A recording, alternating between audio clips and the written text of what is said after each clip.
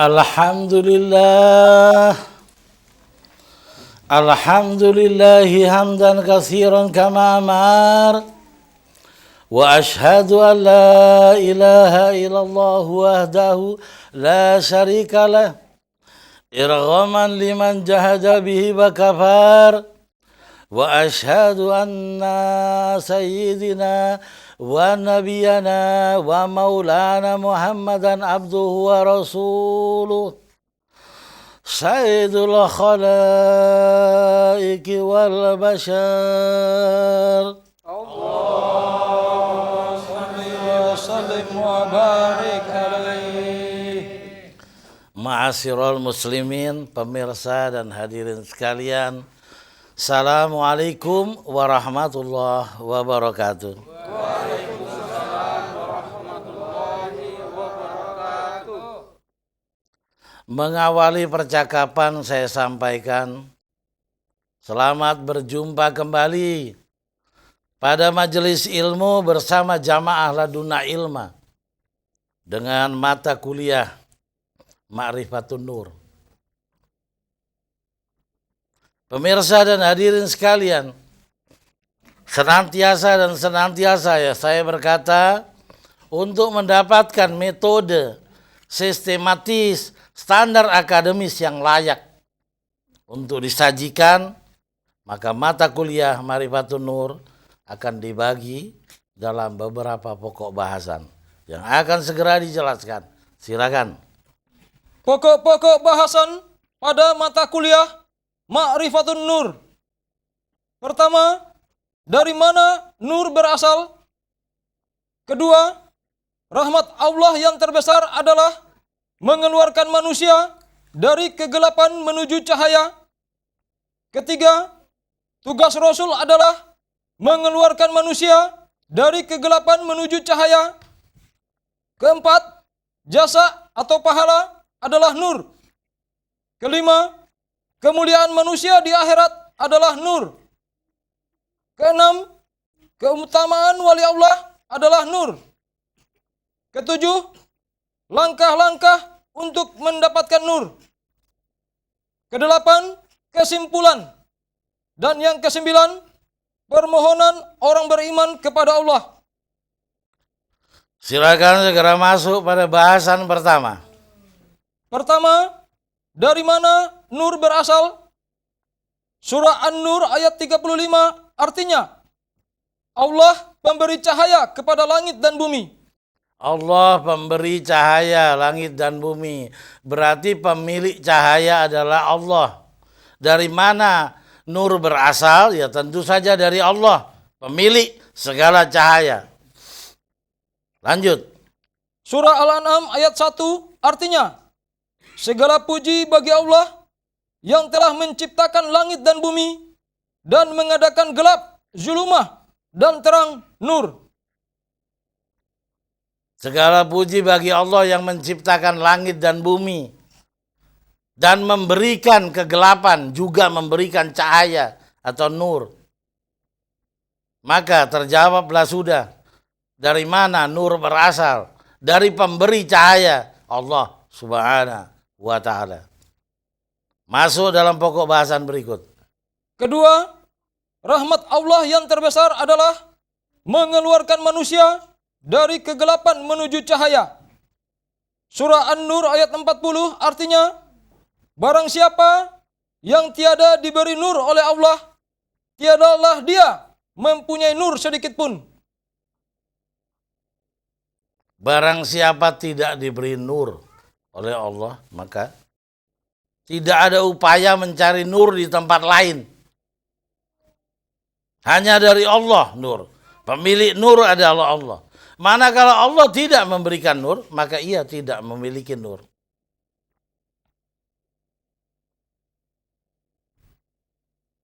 Maka menjadi pemahaman yang jelas bahwa Allah mengeluarkan manusia dari kegelapan menuju cahaya. Apa yang dimaksud zulumati ila nur? Di awal penciptaan, saudara, Allah menciptakan manusia dalam keadaan bercahaya.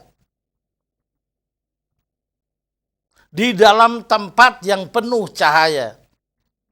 Adam alaihissalam ditempatkan di surga. Surga itu nurul jannah.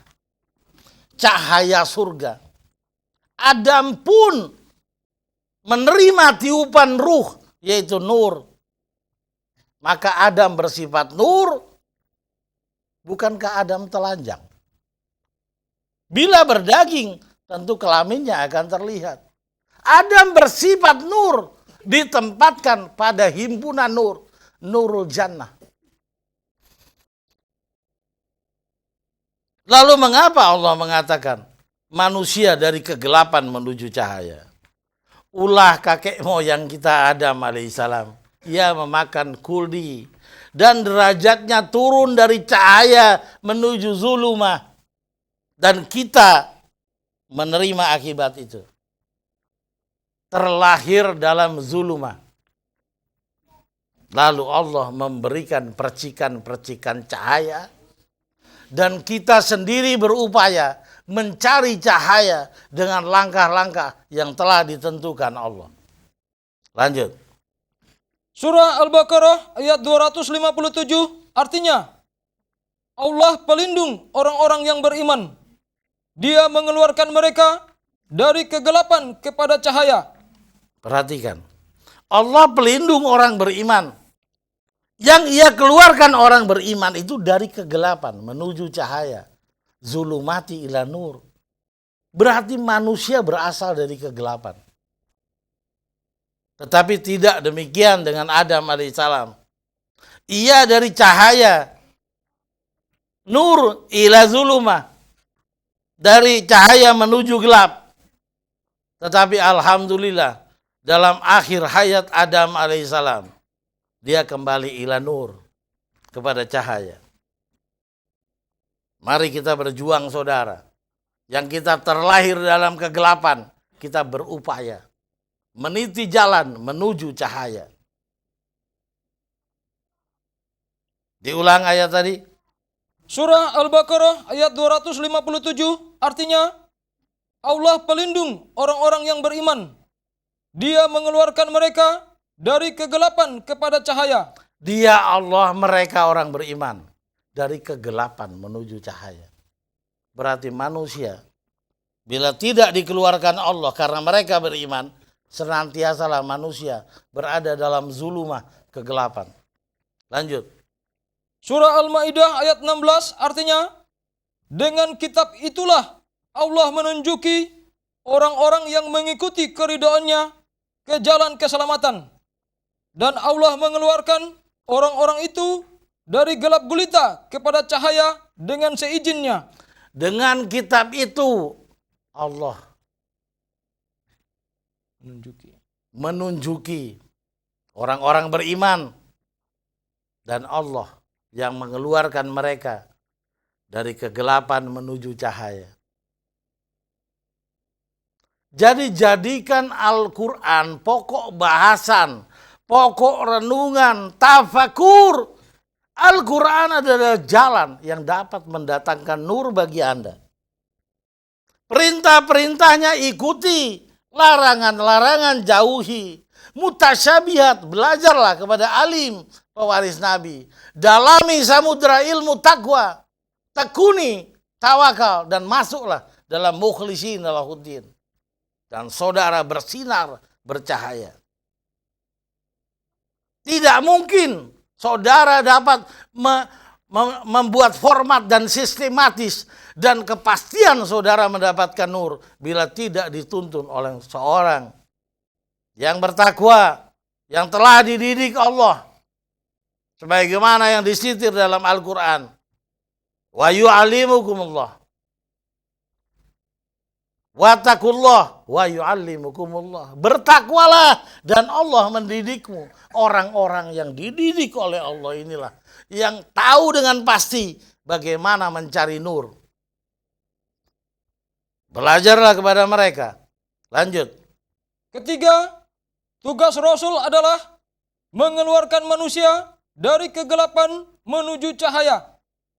Surah At-Tolak ayat 11 artinya, dan mengutus seorang Rasul yang membacakan kepadamu ayat-ayat Allah yang menerangkan bermacam-macam hukum, supaya dia mengeluarkan orang-orang yang beriman dan mengerjakan amal-amal yang soleh dari kegelapan kepada cahaya.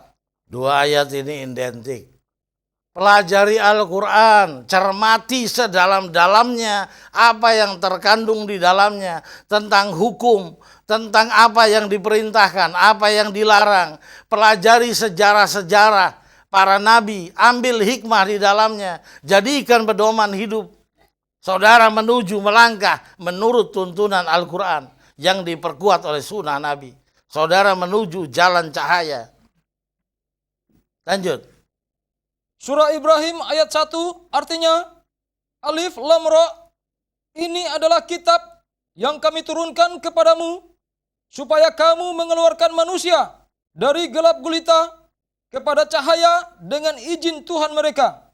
Tugas Nabi. Supaya engkau, hai Muhammad, mengeluarkan manusia zulumah ila nur, dari kegelapan menuju cahaya. Tugas Nabi. Masuk pada pokok bahasan berikut. Keempat, jasa atau pahala adalah nur.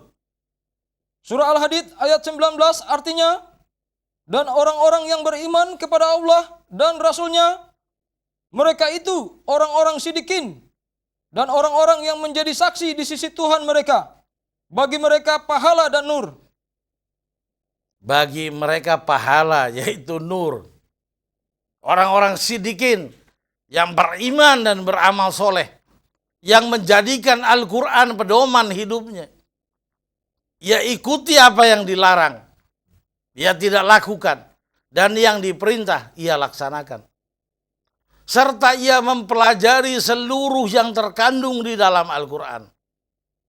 Baik itu nilai sejarah, baik itu hukum, baik hal-hal yang belum diketahui. Ia berguru kepada seorang ahli, maka ia mencapai pemahaman Al-Quran dan ia mendapatkan jalan menuju jalan cahaya. Lanjut. Hadis riwayat Baihaqi dari Anas, dikutip dari kitab terjemahan Muhtarul Hadis halaman 672, artinya, berilah nur tempat kamu dengan sembahyang dan dengan membaca Al-Quran. Beri nur rumahmu dengan cara sholat dan membaca Al-Quran. Jadi sholat pahalanya nur. Membaca Al-Quran pahalanya nur. Pahala itu bahasa Indonesia. Bahasa Al-Quran sudah saya tanya pada ahli bahasa, ia mengatakan pahala itu jasa. Maka saya berkeyakinan bahasa Indonesia jasa itu berasal dari kata jasa. Saudara bekerja di rumah saya kasih jasa sekian. Jasa itu imbal kebaikan. Maka jasa berasal dari kata jasa, pahala. Saudara sekalian, bahwa pahala atau jasa itu adalah nur. Diulang lagi 2 ayat agar jelas bahwa pahala perbuatan amal itu mendatangkan nur atau mendapatkan nur atau berpahala nur. Silakan.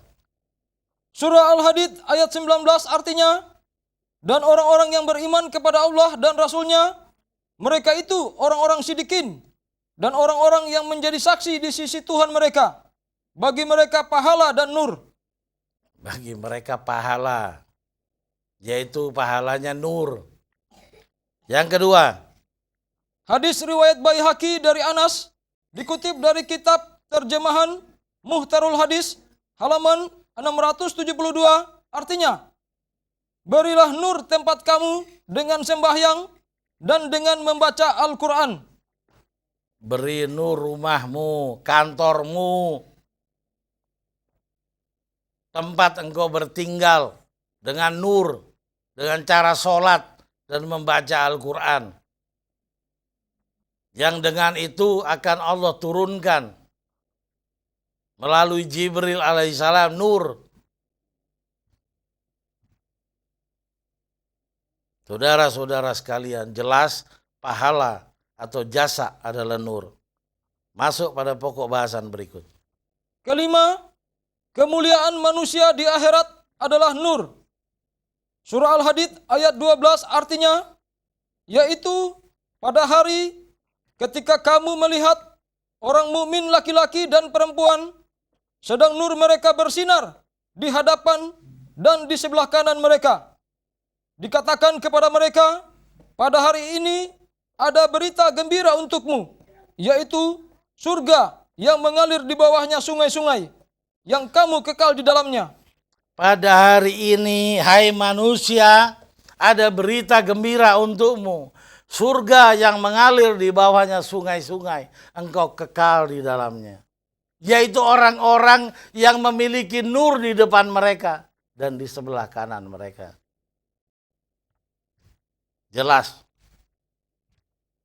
pahala didapat dengan adanya nur. Lanjut. Surah At-Tahrim ayat 8 artinya, pada hari ketika Allah tidak menghinakan Nabi dan orang-orang mukmin yang bersama dia, sedang cahaya mereka memancar di hadapan dan di sebelah kanan mereka, sambil mereka mengatakan, Ya Rob kami, sempurnakanlah bagi kami cahaya kami dan ampunilah kami. Ketika Allah tidak menghinakan Nabi, kita ganti dengan ketika Allah memuliakan Nabi. Tidak menghinakan berarti memuliakan. Ketika Allah memuliakan Nabi dan pengikut-pengikutnya, yang cahaya mereka memancar di depan mereka dan di kanan mereka. Serta mereka berdoa kepada Allah, Ya Allah, sempurnakan nur ini. Jangan hanya di depan kami dan di kanan kami. Tambahkan di kiri, di atas, dan di bawah. Liputilah kami dengan nur dari sisimu, ya Allah. Itulah kemuliaan kami di akhirat nanti. Lanjut. Keenam, keutamaan wali Allah adalah nur. Surah Al-An'am ayat 122 artinya, dan apakah orang yang sudah mati, kemudian kami hidupkan, dan kami berikan kepadanya nur yang terang, yang dengan nur itu dia dapat berjalan di tengah-tengah masyarakat manusia. Keutamaan para wali adalah adanya nurul aulia. Bagaimana mereka bisa jadi wali kalau Allah tidak menghidayahkan dua nur? Yang dengan nur itu mereka bisa berjalan kembali sebagai pengganti jasad yang telah hancur. Maka jelas kemuliaan para wali tergantung nur yang mereka miliki. Lanjut. Ketujuh, langkah-langkah untuk mendapatkan nur. Surah Al-Ankabut ayat 49 artinya, sebenarnya Al-Quran itu adalah ayat-ayat yang nyata di dalam dada orang-orang yang diberi ilmu. Sesungguhnya Al-Quran itu ayat-ayat yang nyata di dalam dada, di dalam kolbu, di dalam ruh orang-orang yang diberi ilmu. Bagaimana Al-Quran itu bisa berada di dalam dada orang-orang yang diberi ilmu? Dan apakah hakikat Al-Quran itu? Kita ikuti pelajaran lebih lanjut. Surah Asy-Syura ayat 52 artinya, dan demikianlah kami wahyukan kepadamu ruh Al-Quran dengan perintah kami. Sebelumnya kamu tidaklah mengetahui apakah Alkitab Quran, dan tidak pula mengetahui apakah iman itu. Tetapi kami menjadikan Al-Quran itu nur yang kami tunjuki dengan dia siapa yang kami kehendaki di antara hamba-hamba kami. Al-Quran itu adalah nur. Kami jadikan Al-Quran itu adalah nur. Manakala Al-Quran nur dan ia bertempat di dalam dada orang-orang yang diberi ilmu, maka Al-Quran merupakan sesuatu yang dapat mendatangkan nur bagi saudara.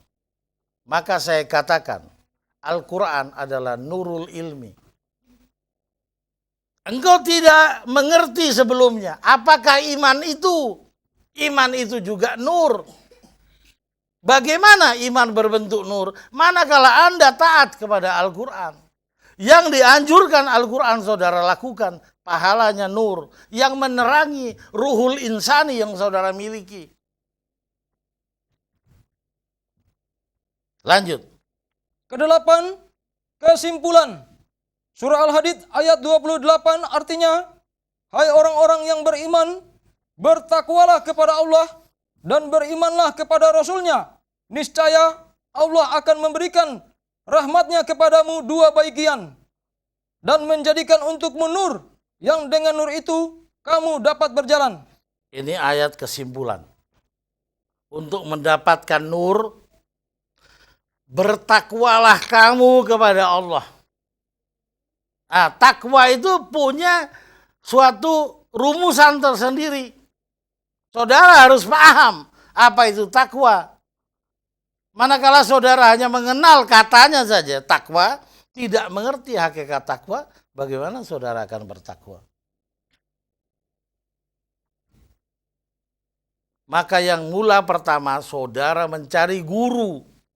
Belajarlah dengan benar kesejatian takwa kepada orang itu, kepada guru pembimbing itu.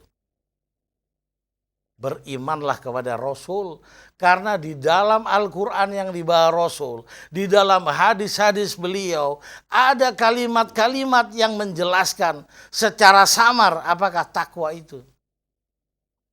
Saudara tidak bisa mempelajari hadis langsung dengan sendirinya tanpa bimbingan seorang guru dan saudara mengerti hakikat takwa. Maka ayat ini menjadi suatu kesimpulan. Bertakwalah kepada Allah dan mengimani ajaran Rasul. Dengan itu saudara mendapat dua rahmat. Dua bentuk nur. Yaitu nurul iman, hasil daripada perilaku amal soleh yang saudara lakukan. Mendapat jasa atau pahala. Nurul iman, cahaya iman. Cahaya iman itu diturunkan oleh Jibril, disatukan dengan ruh saudara. Maka ruh saudara menjadi cemerlang. Saudara sekalian, satuan nur di dalam Al-Quran disebut kirot. Yang dibahasakan Indonesia menjadi karat. Berapa karat ini emas? Berapa kilonya? Berapa cahayanya? Berapa karat berlian ini? Intan ini memiliki berapa karat? Karat itu kemilaunya, cahayanya. Maka saudara-saudara sekalian, ada dua bentuk cahaya yang disediakan Allah. Yaitu cahaya iman, hasil daripada perilaku iman yang saudara perbuat.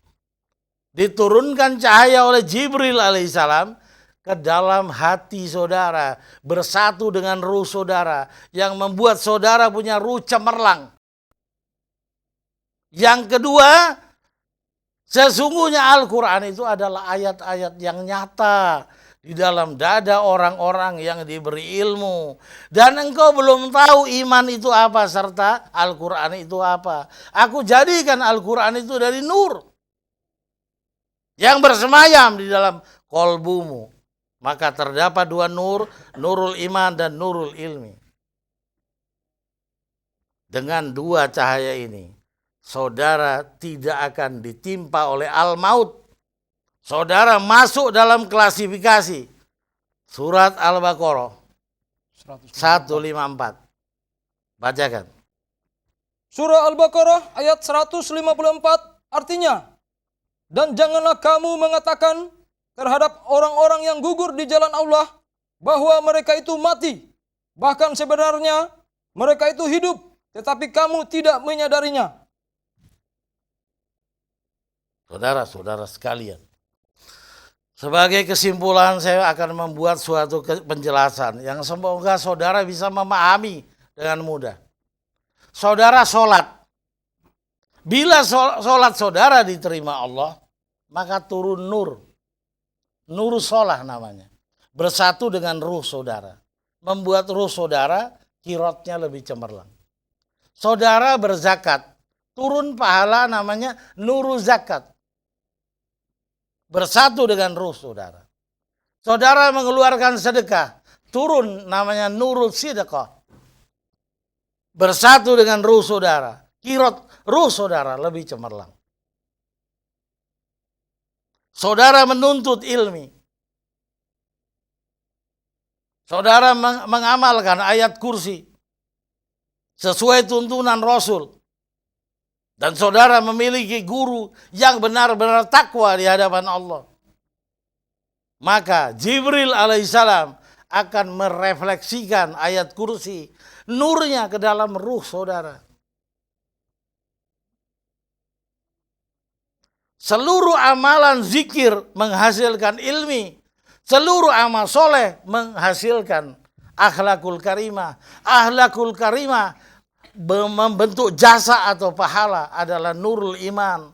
Adapun zikrullah menghasilkan ilmi yang berbentuk nurul ilmi. Bagaimana saudara bisa tahu bahwa saudara sholatnya diterima? Bagaimana saudara bisa tahu bahwa haji saudara mabrur?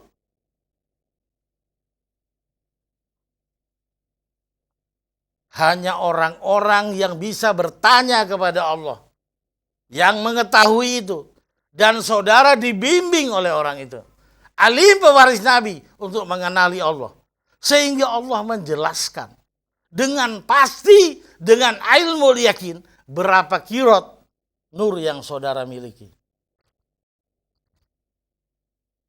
Saudara-saudara sekalian, senantiasa dan senantiasa saya katakan, carilah guru pembimbing. Mohon petunjuk Allah subhanahu wa ta'ala. Hai Muhammad, bila ditanya tentang aku Allah, jawablah aku ini dekat. Aku menjawab pertanyaan hamba-hambaku. Aku mengabulkan permintaan hamba-hambaku. Tanyakan kepada Allah yang dekat. Siapa guru pembimbing yang layak saudara ikuti?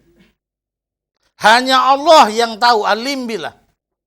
Tidak ada suatu rumus, parameter, definisi yang bisa menjelaskan bahwa seorang itu takwa di hadapan Allah.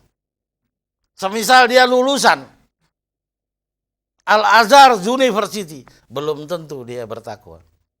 Semisal orang lulusan Madinah University, pasti ia bertakwa, belum tentu. Tanyakan kepada Allah Al-Haq yang maha benar. Dan atas jawaban Allah, saudara berguru. Saudara-saudara sekalian, saya meyakini bahwa saudara sudah memahami tentang mata kuliah Ma'rifatun Nur. Semoga ada manfaatnya. Wabillahi taufiq wal hidayah. Wassalamualaikum warahmatullahi wabarakatuh. Waalaikumsalam warahmatullahi wabarakatuh.